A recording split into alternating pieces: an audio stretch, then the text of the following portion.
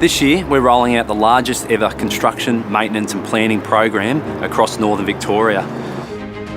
This investment is going to make a huge difference for the community, from our daily commuters, cyclists, pedestrians, but also to freight operators and local tourism groups.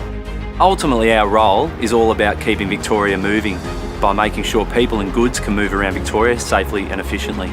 Victoria is the fastest growing state in Australia, and the works that we're doing now is making sure that we're supporting both residential and economic growth. On Napier Street, we're transforming the northern gateway into Bendigo and turning it into a tree-lined, safer boulevard for Bendigo. Part of the works include additional lanes to increase both safety and capacity, and we're also making it a lot safer for pedestrians and cyclists.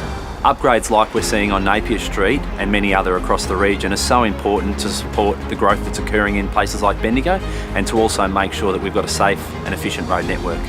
At Vic Roads, our number one priority is getting people to their destinations safely, because ultimately any loss of life in Victoria on our roads is unacceptable. We're rapt to be delivering these projects, which we know are going to make a huge difference to those living, working and doing business in Victoria.